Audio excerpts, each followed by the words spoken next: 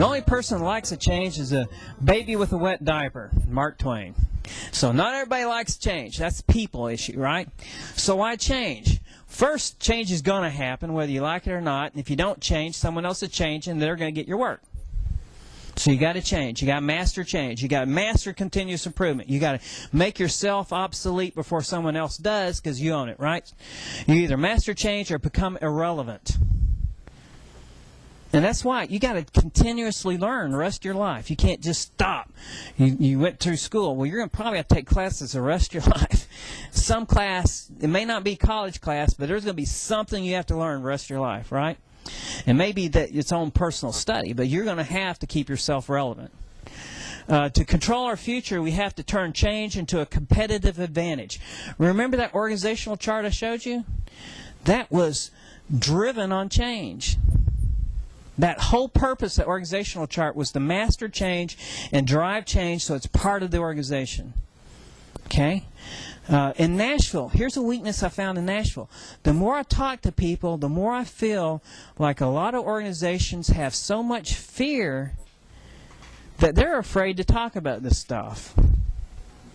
Does that make sense? Have you witnessed that? I mean, it's not every organization, but for example, I went to talk to one specific organization, and when I started talking about these issues, they actually shut the door and with hushed tones say, we can't let some people know how much we know about these issues because people get nervous. It makes them look bad. They're bad managers. And you go someplace else, and they're afraid to bring in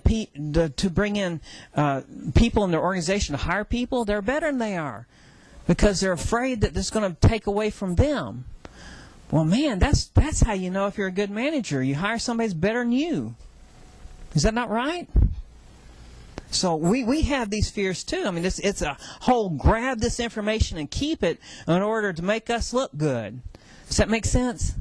So this whole concept of turning change into a competitive advantage, if we change, we have to learn something else, and the information we know is obsolete, and on and on and on. It takes work. So it's better just not to do anything and keep it quiet and not make it happen. So that's what we're fighting.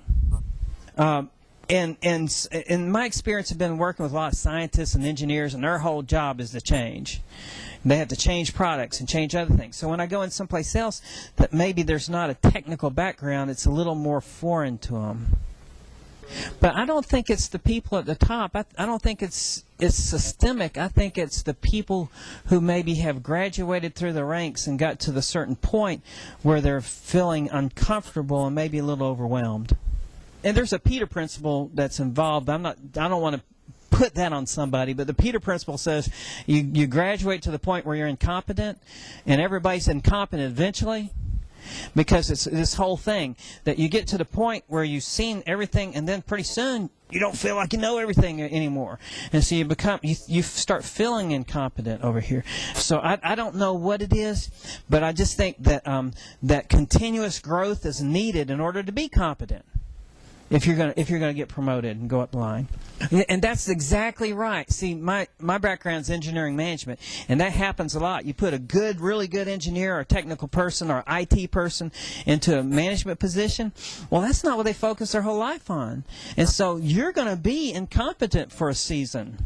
Right? And just expect it. And that's why you got to continuously learn. So this whole concept about managing change, in order to survive, in order to thrive, in order to be the ones that own the future, we got to make our core competency, one of our core competencies, how well we manage and implement change.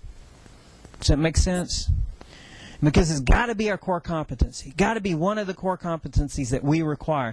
And if not of top leadership, and it is a leadership first issue, but the culture is second to that. Remember the mobile of excellent management. Leadership's first, culture comes second. You can't make a change if the culture doesn't want it to happen.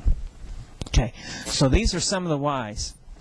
And you guys have some good comments, and I'm going to reiterate this. In this room, there's more experience than I bring.